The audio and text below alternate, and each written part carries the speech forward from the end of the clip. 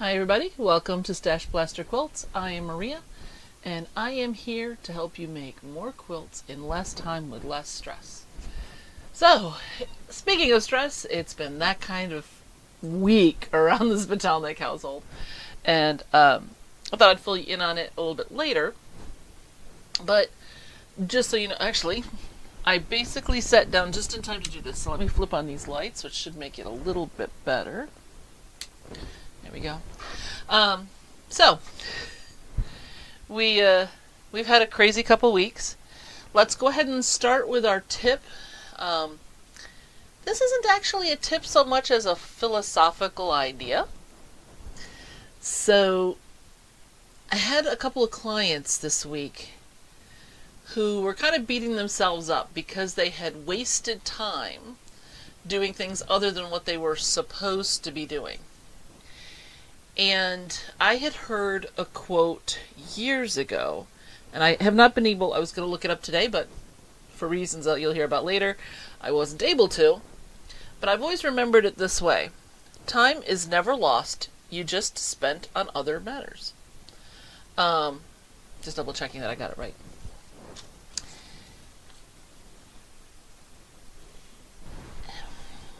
You may have not taken advantage of an opportunity.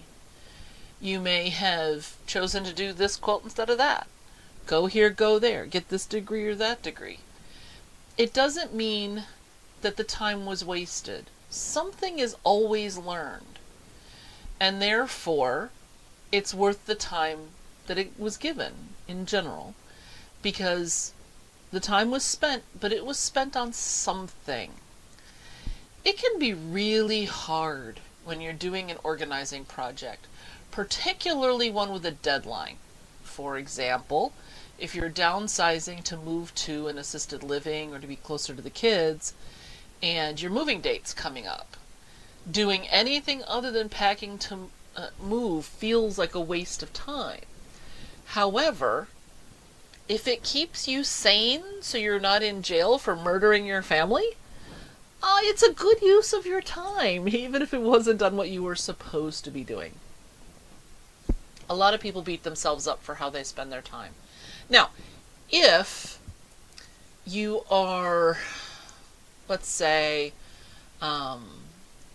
you have to do this big project for your boss, and instead you are playing solitaire on the computer, are you wasting time? No, you're spending it on solitaire, but that does mean you are going to have to pay the consequences for that decision. I'm not saying that you don't, but you got relaxation time with the solitaire. If it goes overboard, though, there's different costs. But it's not the time. The cost is something else. So I just wanted to bring that up as a concept, because when I have somebody who's maybe organizing their sewing room, and they didn't get as much done as they wanted, or they went to the movies with their husband instead of spending all day in their sewing room cleaning up, well, fostering the relationship with your spouse, or doing something that will help you regain your energy so that you can actually be more productive when you come back, is worthwhile. It's not a waste. It's just a different use of your time. That being said, yes, we all have a limited number of seconds and minutes, hours, days, and years. So making your best choice is great, but it may not be what you think it is in the moment. Your best choice may not be what you're supposed to do. It may be something that helps you recharge. So that's our tip for this time. Just to keep it in mind, spend your time. You don't have a choice, you're going to anyway. But spend it on something that's worthwhile to you, even if it's not exactly what you're supposed to do right now. Okay, update time. The Fishes and Birds quilt. You should be able to see that now. There's a delay on my side, so actually if I click this I should be able to see it so that it matches what I'm saying. There we go. Let me move this camera out of the way. Get it down out of the way here. Alright, so the Fishes and Birds quilt. It's coming along. I have gotten all of the seaweed done, and each stalk of seaweed has about 7 strips in it going all the way up. I started at the top, went down, split the difference between where the line was and the outer edge, and went up and then down and then up and down and up. So it's got quite a lot of quilting in it. It is fairly densely quilted, just in long strings. And I'm pretty pleased with it. Some of it, could I have gone out and purchased a thread that was a little bit closer? Sure. But I think it looks pretty good. I'm pretty pleased with it. So now I'm down to the fish, the crab, and the starfish. And as you can see here on my table, I've started to pull the threads for those. And so I am pretty pleased. I am pretty pleased with how it's coming along. I'm both further along than I was afraid I was going to be, but not as far along as I hoped I was going to be, given how quickly the top came together. The quilting is taking me a lot more time. And one of the reasons for that is I hand-pieced this wherever I was. So if I was waiting to go into a client's, and I was out in my car, I could piece together some pieces. Now I'm at the stage where I'm stuck tethered to my sewing machine to accomplish anything. And right now, that time has gone away. And again, we'll talk about my weeks when I'm actually starting to do some sewing. But that's why this is taking so much longer to do the quilting, because I don't have the dedicated time here in my studio with the machine to be doing a lot of that quilting on site here. So that's been a little disappointing, but all in all, I think it's looking pretty good. I've decided to go ahead and pull the colors from my threads and to do the quilting from the largest size to the smallest size fish, because on the fins I'm not going to be doing scales because fins don't have scales. Those will be irregular rectangles, which is not a real word. They're going to be, more of a trapezoid because they're going to flare out slightly, but they're going to be long and narrow so that they look more like the way a real fin does. And I haven't decided with some of the smallest fish. You can see that little maroon one that's above the yellow one with the blue stripe. So if you go right in front of the purple one, it looks like the purple one's going to eat it. That's one hexagon for the body. And I'm debating how I want to quilt that, if I'm going to quilt it at all. I was thinking that instead of doing itty bitty teeny weeny little clamshells, which will read sort of like a straight line, did I maybe want to do more of a serpentine, like this, to try to create a pseudo-scale kind of shape?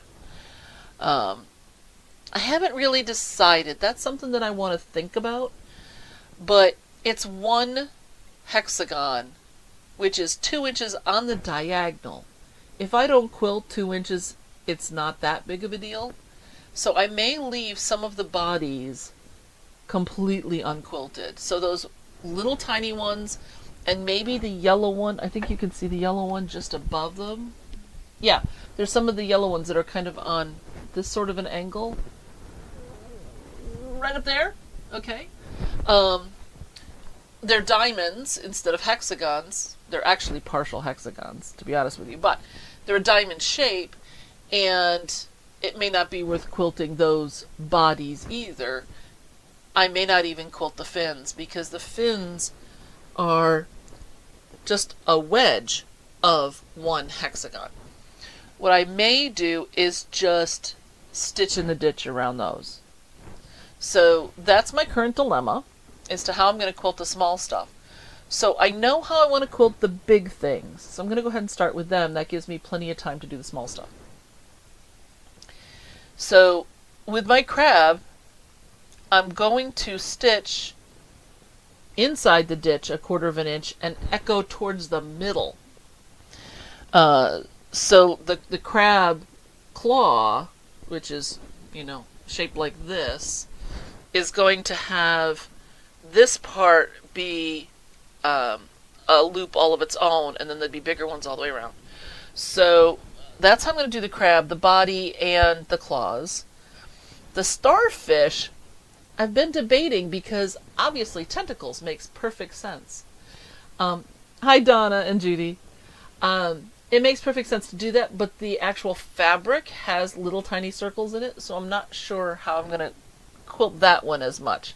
I've been considering just doing bigger circles, one big circle all the way down the middle of each of the arms. So that one's kind of up for grabs at the moment.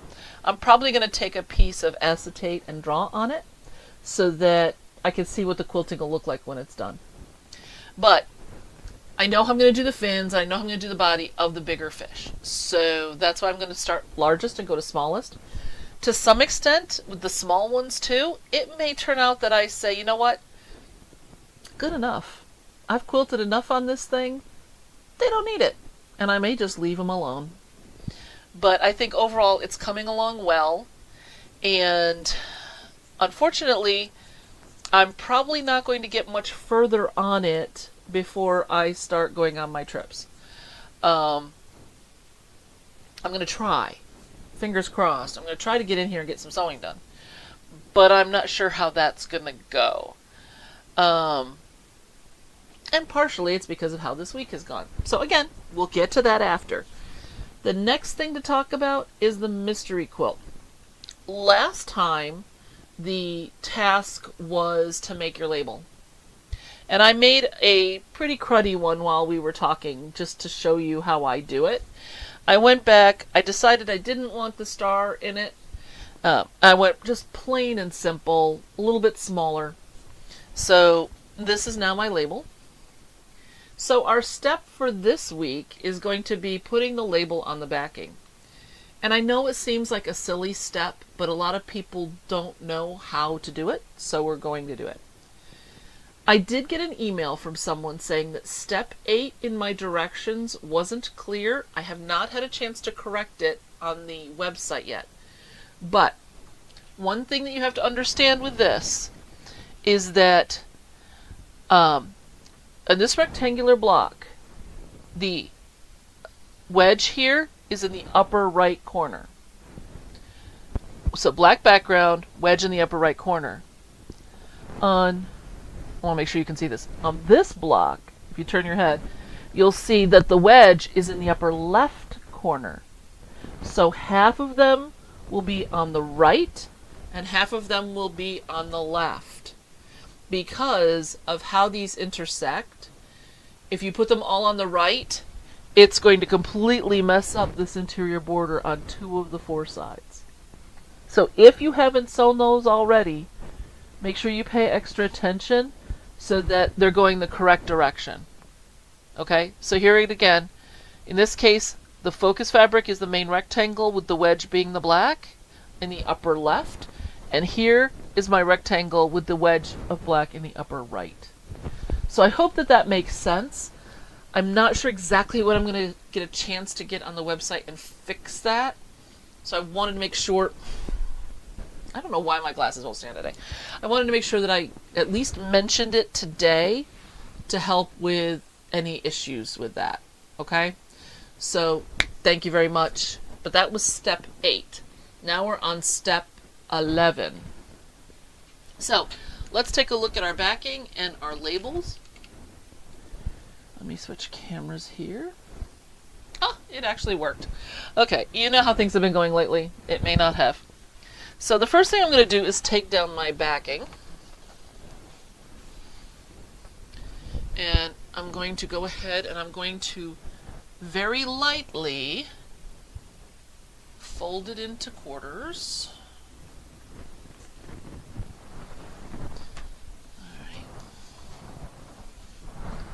Just like, can you see that? I am just barely pressing it like this, okay, just with my fingers to get it into quarters. And then I'll do it this way.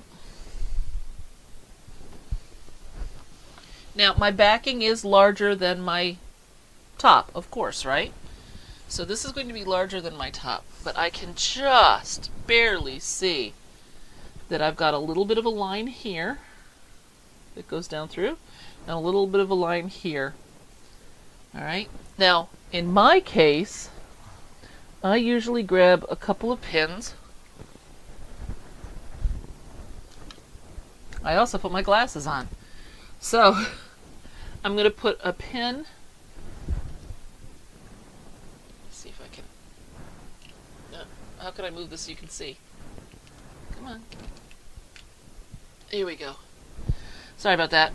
So this is my one line. So I'm going to go ahead and just put a pin like this and a pin like this. Just in case this comes out when I'm moving things around. Then I'm going to take down my top. Okay? And here's my center of the top. I'm going to align that. And you could do this just by folding. And then I'm going to basically stick my center where those 2 pins cross. It's just easier for me than trying to do it just by folding it and then trying to get the folds to align. I do know some people that fold each piece and then once the first is down, they nest the other one in and try to line it up that way. But for me, it's just easier to do it this way. Now, I have centered my top onto my backing. Here's my backing, okay? Lots of extra space. I'm going to move this up. There we go. Lots of extra space around here on the edges, right? So, now I'm going to take some more pins. This may be slightly overkill for some of you. It may not be worth it, but this is how I get these corners right. I'm going to go ahead and I'm going to pin about 1/4 of an inch in on the corner here. both directions, like so. Okay? Then when I flip this over, I have a mark here that's 1/4 inch inside my top. So when I flip this over, what just fell? Oh, it was just a pen. If I don't keep it perfectly aligned, it's okay because I can smooth it out and I'll know that it's right on that side. Okay? So I know this is about 1/4 inch in. I want my label to be more than 1/4 inch over those pins and squared up. Okay?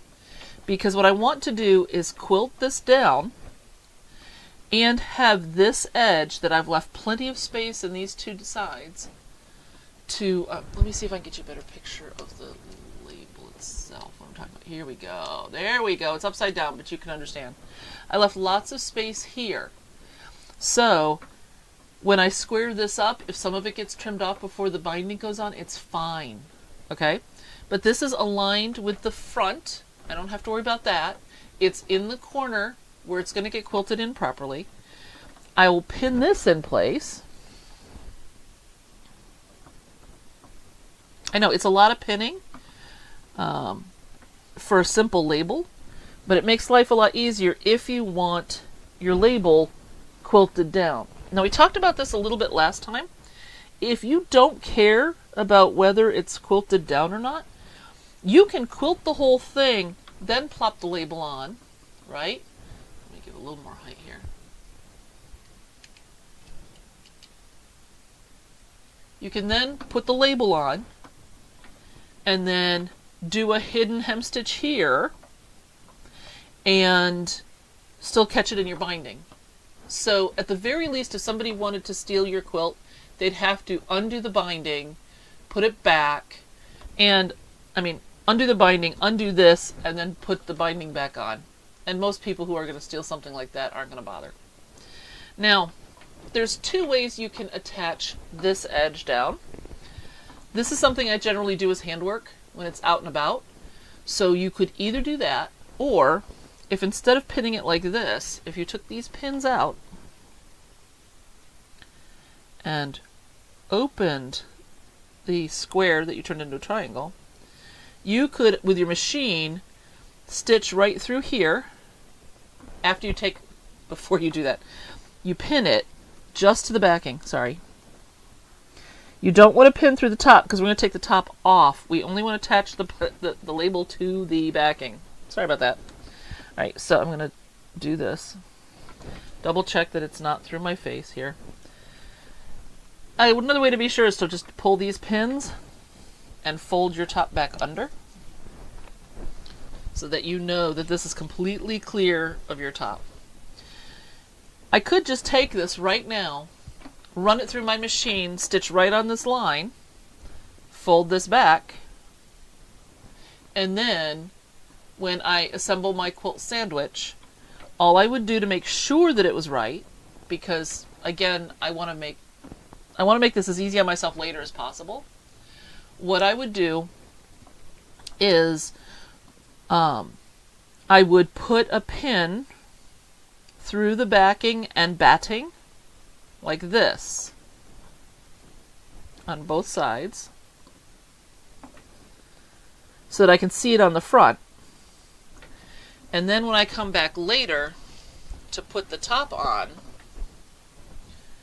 I would know, now of course things have shifted so it's not as clear as it should be, but I would know that this would align like so, because I could see these on top of the batting, right, on both sides, and I'll know that this corner is exactly where I want it to be for that label. So I hope that that makes sense. Just by using pins as guides, could you do this with using pencils and markers and rulers and measuring? Sure, there is absolutely nothing wrong with that. I'm all for measuring. Go for it. If you're looking for quick and dirty, this is it. Especially if you machine sew down that label. So in order to show you how this works at a later date, that's what I'm going to do right now. So I'm going to remove these pins right here that are the ones that held my top, that marked the center, excuse me, for my top. So I'm going to take those up because I just don't like having spare pins that I can stab myself with, since I stab myself a lot. My top I'm going to put back on my wall behind me. I know you can't see it right now, but you'll see it in a little bit when I turn back to that camera. But now it's back on my design wall. And all I have to deal with now is my backing and this label. Okay, I'm going to again pull these extra pins, these ones I said I used for alignment, out.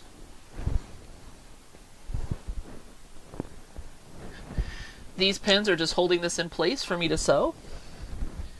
Now, let's see if I can do this. There we go. Now, I do have a leader here. It's going to get just pulled out of the way. I'm going to waste a little bit of thread, but I really don't care. Now I'm going to set my needle in. Make sure I'm all squared up. My pin head is out of the way. And now, simple stitching. Like I said, normally I would just have my backing prepped and then do this maybe when I was on my trip later, because I could do it in a hotel room, you know, lickety split.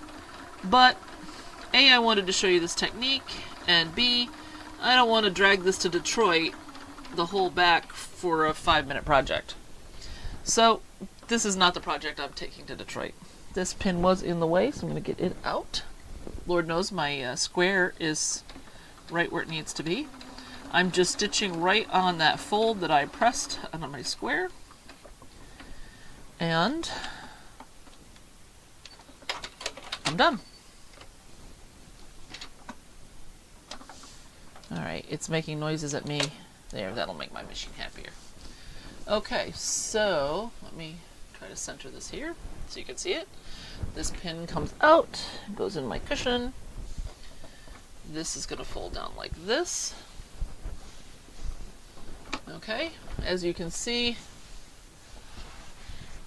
the name of this quilt is Oh My Stars and Garters. That's the final name I came up with that I liked for it. Is my triangles perfect here? No! Does it matter? No! Because it's going to be in my binding. So even if when I square this quilt up, it lines up with this outer edge of fabric, it doesn't matter because it's going to be inside the binding. So now this is all ready.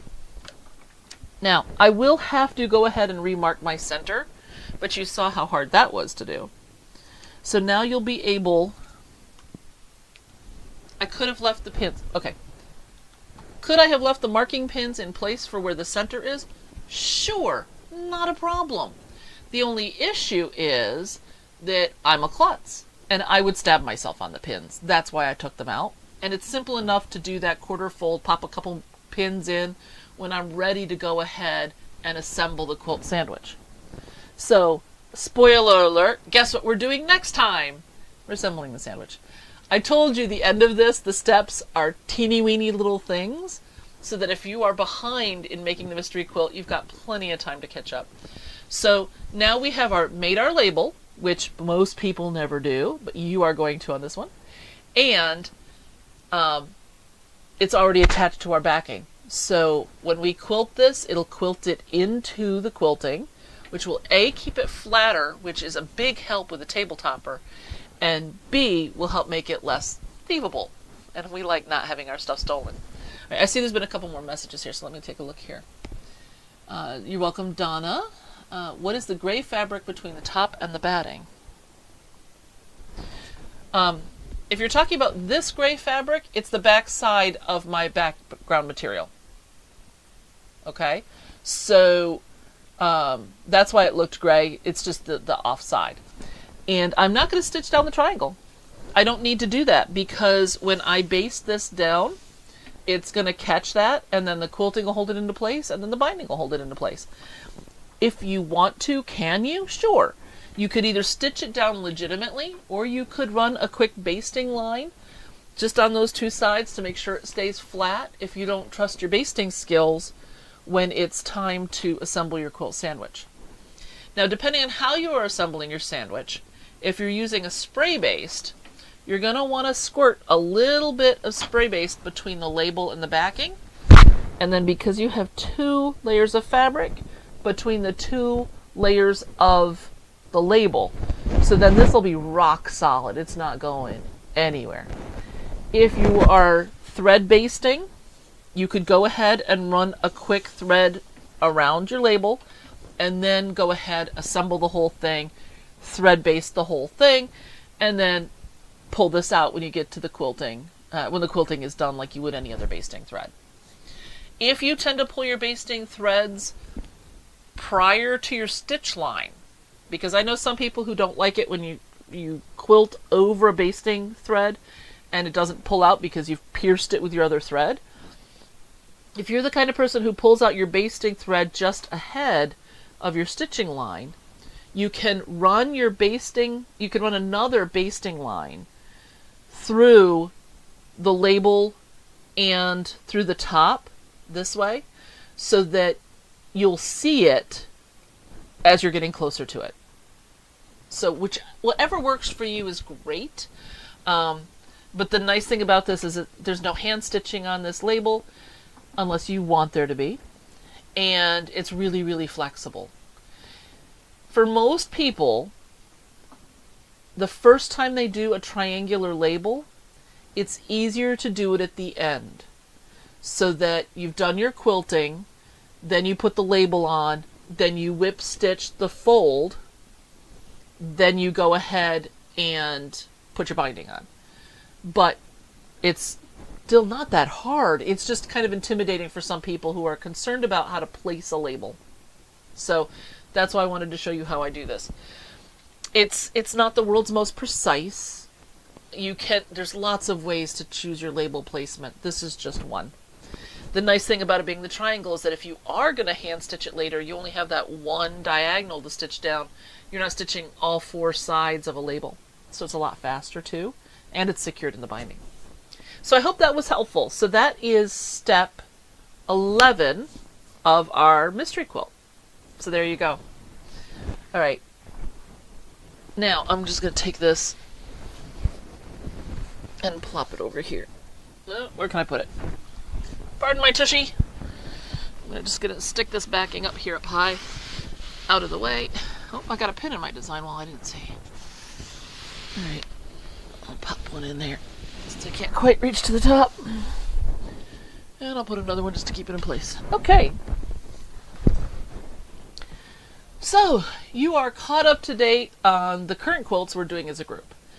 I have 8 other quilts in the works, some paid, some unpaid. You're going to see a couple of them in October, I'm hoping. And of course, we're going to be continuing to work on this. But for those of you who might be here for the first time or have only been here a couple of times, I am a professional organizer by trade. And I own a company called Conquer the Clutter. And I have organizers that work for me. This last week and a half, well, at this point, in 4 days of last week, 2 of my team members had family members die. So, one was my operations manager, and one was one of my organizers. So, what does this mean? It means Maria doesn't get to stay in the office like she has been her goal for a while. It means I have been out working in the field with people. Plus, this has been a busy season, busy part of the season for us, and we've had a lot of referrals from the county, so I've been handling a lot of those because, first of all, Jamie's relative was ill, so she was busy helping there, and no arguments about that. So I've been picking up a lot more of those, and every time I turn around, they've got more for us. So it's been insane on the work side. And then my stepmom Bonnie is coming to visit again next weekend, so I'm trying to get prepped for that. So it's it's just not been a very good couple of weeks for me to have time to sew. I've sewn a little. Like I said, I did get the seaweed done on the fish and birds quilt, which did take many hours. Which it doesn't look like it should, but it did. It basically took most of last weekend to get all of the kelp done. Just that. So, I'm very glad that it's done. All of my ends are married, and so now it's time for the moving organic material instead of the kelp, which technically in the waves is moving, but isn't moving on its own. So the independently mobile units. How's that for a stupid phrase? So, I am hoping pretty strongly that this quilt will be done at the end of the year. But I'm also still doing book stuff. So there's that. There's the 6 weeks I'm on the road. So unless Florida gets canceled, the trip to Florida, there's a chance of it being canceled because Florida has just had an outbreak of malaria. Who knew? So, depending on what happens with that, we may or may not be able to go to that, do that leg of the trip. They may cancel the whole event. If they do, then I will have some time to sew. If they don't, then I get to spend some time in Florida, and we added on a few extra days to check out a couple of the parks I haven't been to, so I want to go. I've always loved Disney, and the Animal Adventure Park, I think it's called, where they have the giant tree with all the animals sculpted into it. I have been wanting to see that since I saw that they were building it. And I saw a documentary on how they were building it and how they did the animal shapes and everything. And I've wanted to go ever since then. So I am really hoping that we get to do that. But it's going to be what it's going to be. So we're going to wait till it's a little bit closer till we find out if this outbreak is a bigger deal than not. The first 2 people that had malaria came from other places with malaria. But the most recent 2 that I've heard of got it locally. So that means it's in the local ecosystem. So that's why we're more concerned about it, and there's more of a chance of it, of the event being canceled. So, fingers crossed. I'm also going to Detroit and Boston, and with the Canadian wildfires, who knows? But since those haven't been canceled yet, and those fires and the smoke have been going on for quite a while now, those I think are going to stick. So, I'm pretty sure that I'm doing Detroit, Boston, and Boston. So, those 3 events I think are still going to hold, but the Florida is iffy. So, I'm hoping that this will be done by the end of the year. I'm also going to be working on the 2 supplements to the book for the rest of this year and the first probably quarter of next year, at which point they will hopefully be finished. And this time next year, I will be done writing about hoarding disorder, and I could start spending more time doing things like patterning and quilts and things like that. I have the pattern that I made for the fish and birds quilt, but it's not in a saleable condition. Let's put it that way. I have all of my notes, I have all of my drawings, I have all of the stuff that I use to do like the paper pieced hexagons. I just haven't gotten it put together in such a way with the fabric requirements and all of that kind of stuff to where I'll be able to make it available to anyone who wants to do the quilt. But I want to get that patterned. I want to get the mystery quilt. I want to make sure that that is all corrected. And there's a bunch of other things I've been working on that are just sitting and waiting. So that's the hope for this coming year, starting now until this time next year. Hopefully this time next year, I'm not going to be in the field very much. I'll still be having conferences, I hope, and for some reason they love August and September to put on conferences. why can't they send me to, Michigan in the summer and Las Vegas in the winter, when you want to be in those places. No. Conferences in Las Vegas, gotta be in the summer when it's 108. Conference in Minnesota, gotta be in the winter when it's 30 below. It's never when the weather is at its peak. And I'm sure that that's because it would cost more to hold the conference there. But boy, I wish they would. But that's what's going on with that. The Powerball drawing is apparently tonight for $1 billion. So one of the girls in the quilting bee that I belong to said that if she wins, she was going to do something special. And so I piped up Quilt Cruise, and everybody said, yeah! So she has agreed that if she is the sole winner of $1 billion, then we're going to take a quilting cruise together as a group, and she's going to pay for it. And we were sitting around talking about that here at the house, and if you took the cash payout, which is like $560 million, and you took $250,000, $250 million, and you put it in a 1% savings account, you would have $25 million to spend each year. I don't think I could. I look at this and I'm like, there's a lot of good you can do when you have a lot of money. Don't get me wrong. But on the selfish side, just spending the interest would be more than I could handle, much less spending the original money. So that was a lot of fun to think about. I'm not a gambler at heart. I do like to play like nickel slots if I'm at a casino or something, because I like to play the poker ones, because then it takes a little bit longer to go through my roll of nickels, all $2.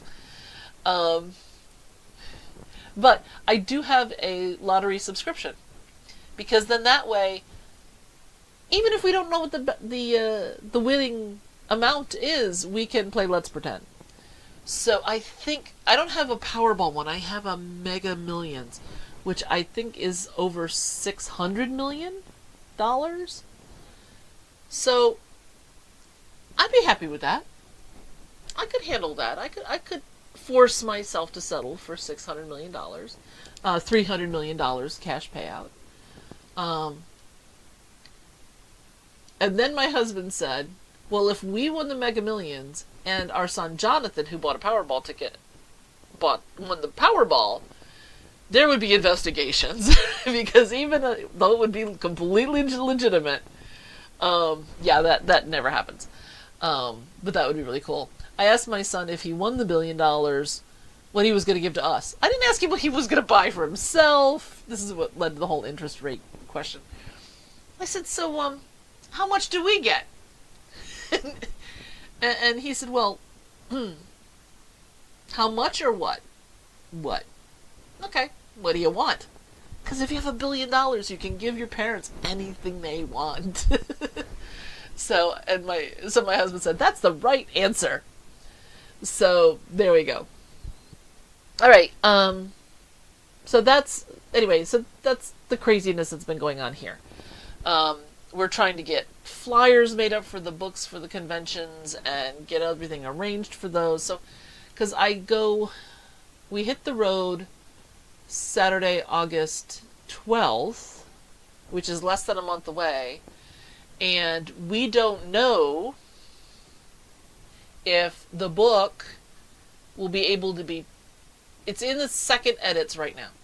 If it'll be done being edited, the changes made, and ordered in time to get here so that we can take it with us to the convention, if it'll get ordered in time to ship it to the first convention and have it go there instead of here, or if it's going to miss altogether and come here in time for the second convention, which we've got plenty of time for.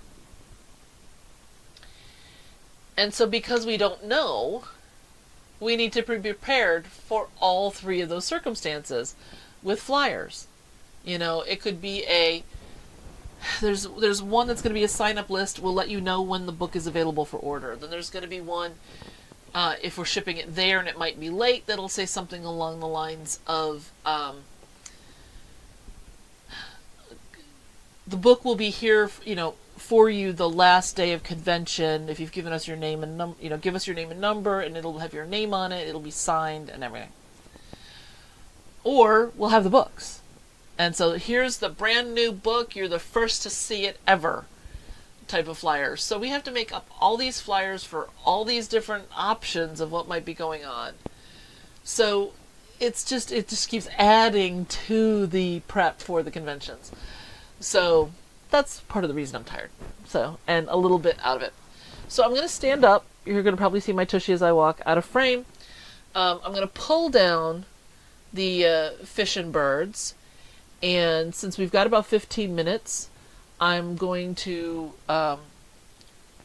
get my machine loaded and everything. I don't know that I'm actually going to have time to start stitching before 8 o'clock, but I'm hoping to go ahead and start stitching the one of the fish, so you can see what I was talking about with those fins, and we can go from there. Okay? So give me just a minute.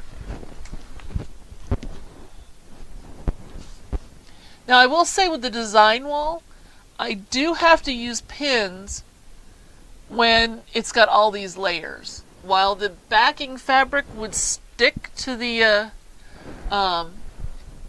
design wall just fine, the weight of the batting and the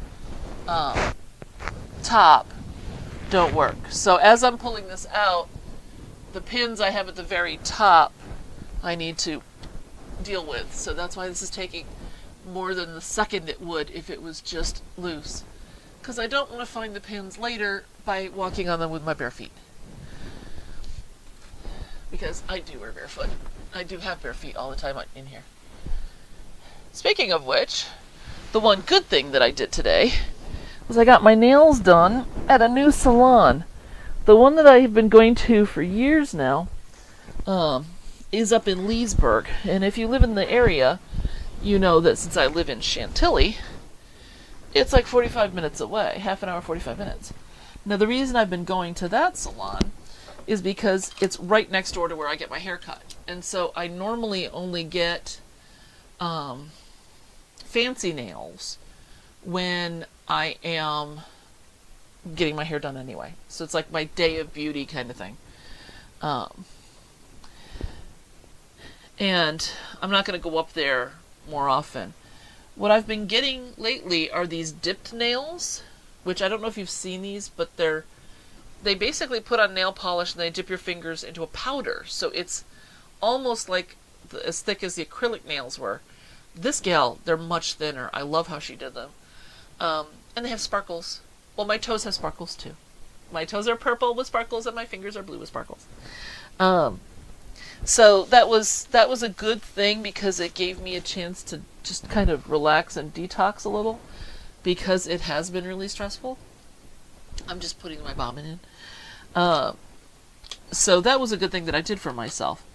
But I didn't really have the time for it, but I took the time for it.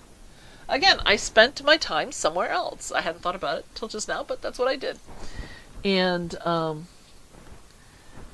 it meant that I didn't spend a long time trying to do them myself. I am not very good at painting my own nails, and it needs so many coats because of how rough I am on my hands with all the grabbing and pulling and sorting that I'm doing, that normal nail polish, when I did polish my own nails, I had to put at least 6 coats on with the time for them to dry completely before I could put on another coat, even of the extra strong Sally Hansen clear stuff. So, that takes quite a bit of time. And I've never been able to do my toenails because of how my feet are. I can't see the last 2 toes for sure without really twisting them out of shape. So I have taught myself that I deserve a pedicure occasionally. In the winter, I just cut them super short because you don't have to be able to see that well. You can just maneuver the things. But when I want them to look decent for sandals, then I pay for a pedicure.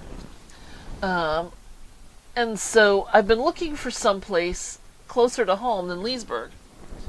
And so I've been testing out various salons. So this is a new one to me today, and like I was mentioning earlier, I thought she did a fabulous job. So I may have found my new salon, so I'm very happy about that. I have to move all that thread that I showed you here on the table because I was doing the color matching the last time I was up here. Because my quilt is going to be resting on that ironing table, it'll just keep knocking these over. So now I need to find a spot where I'm going to put these down. It'll be on top of my leaders and enders box. Because with all this quilting, nothing is right on the edge. And even if it was, it wouldn't matter. I don't have any good place to use leaders and enders right now. So, there you go. I don't know if I should do the purple or the orange. Let's do the orange. Because there's more fins here. Okay. Alright. I'm just trying to figure out how I want to load this under. Because the orange is also not in the middle exactly, but it's a middle-ish enough. Oh, and I have to change my foot. Sorry about that. Okay. So it looks like... And maybe I'm just set up by the time you get on there.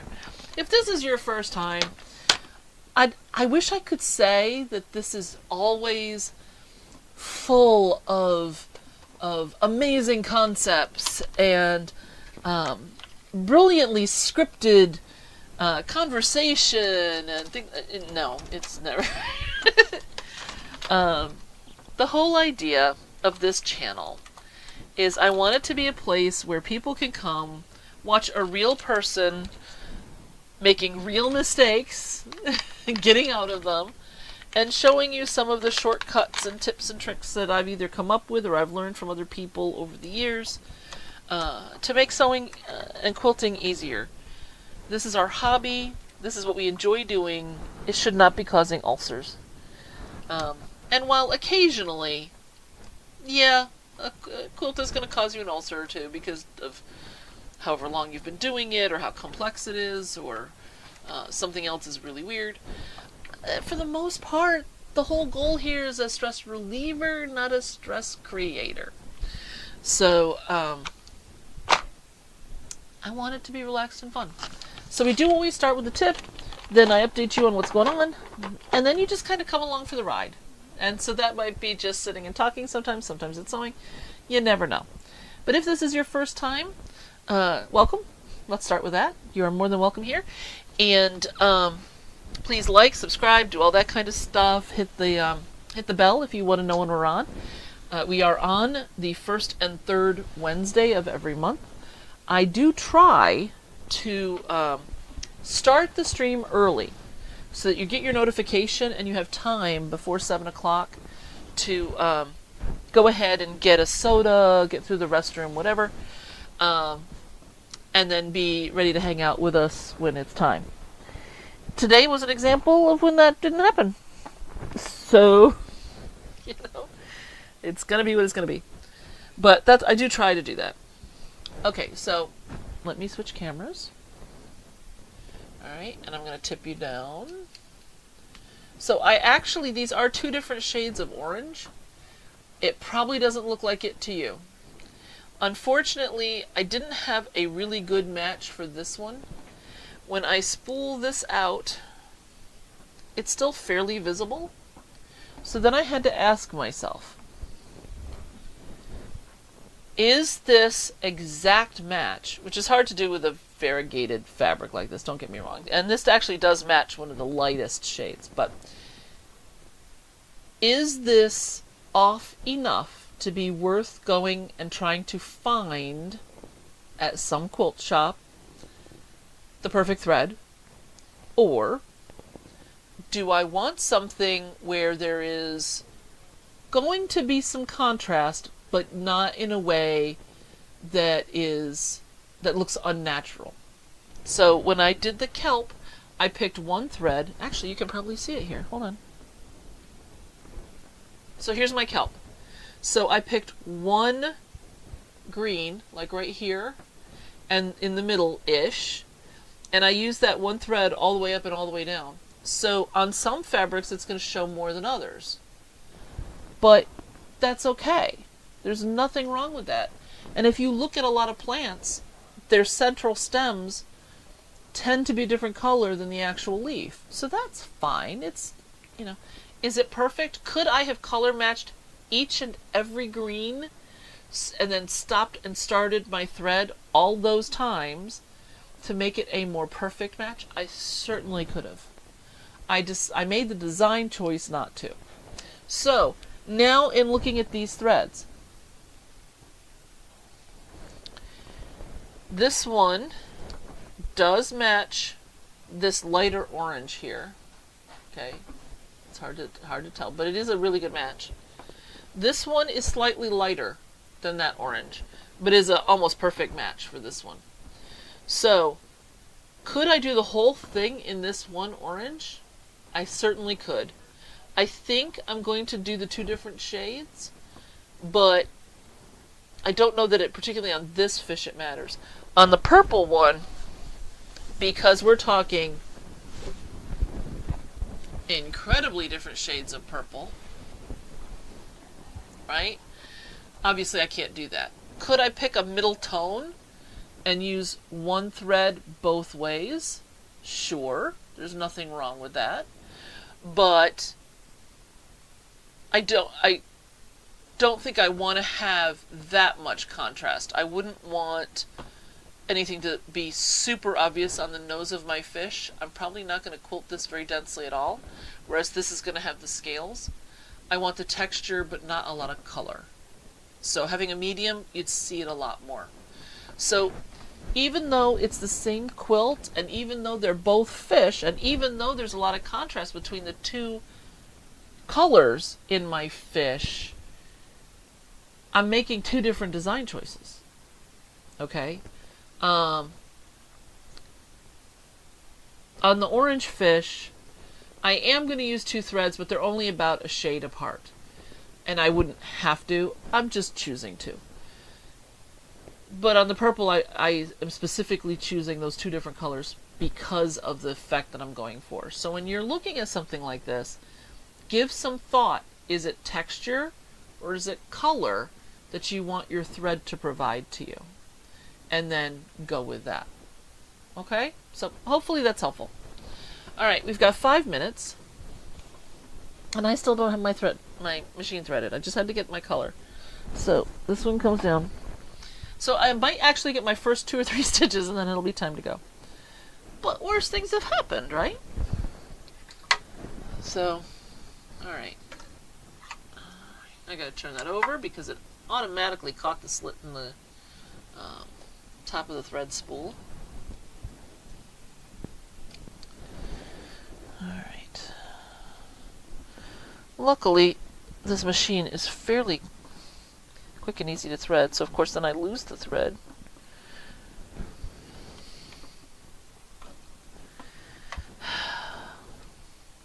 I am rushing. That's the problem. Under there, through there. Sometimes I feel like playing a game with kids, a tag, and they're running here and under there and through there. Speaking of tag, we were in a Firehouse Subs about a month ago, and they had professional tag on the TV.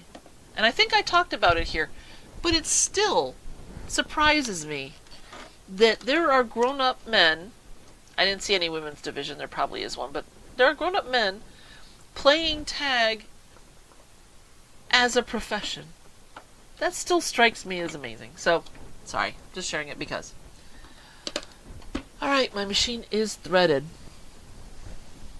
Alright, now I'm just sticking this under, because you don't want to watch that wrestling match.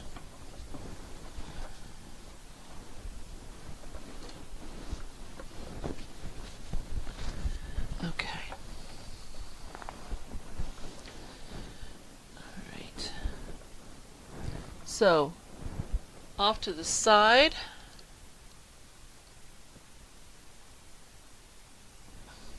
I'm gonna pick up my bottom thread. Yes, I have long threads. I like long threads. Alright. And then I'm going to come in. I'm not going to start at the point. I'm going to start inside about 1/8 of an inch. I'm going to take an extra stitch right here and needle down. Okay. Now, the nose of my fish is on this side, okay? The tail is that way. Seems pretty obvious, right? What this means on a fin is that this corner is where it's going to hinge. So it's going to flare out like this. So it'll be flat against here and flat against here, but they're going to be elongated on this edge to make up the space. Now, oops. There's a couple ways that I could do that. I could stitch all the way around, and I could then just like draw in the lines. I could come down to that point and out, and then back, and then split the difference and back, and then split the difference and back, and ultimately finish by going up that last line again so that each line is doubled. It's an interesting effect, so it's worth considering. I could just come down to that point, go out, make my little boxy end, come back to that point, go out, make a little boxy end. That would give me those same kinds of veins, but only one thick. And I think that that's what I'm going to do. And the reason that I'm going to choose that is because that method where you're dividing everything in half, all of those threads are going to be gathering in that one corner when you're making those turns. And it's going to make that super thick and lumpy. I don't want that. I'm still going to have some from coming back to that point, but I'm only doing it the once, not the twice. So that's why I think I'm going to do that box style. I could just radius up, and a lot of people will, but that's not the option that I'm choosing today. So I could have also started by stitching in the ditch all the way around, but I'm going to go ahead and start off that little bit. The next time we come back, I will show you how it worked, but it is 8 o'clock, and I want to respect your time. Thank you so much for being here. Please, again, like, subscribe, hit the bell, all of that, and I will see you here the first Wednesday of August. All right? Take care and have a good one. Bye-bye.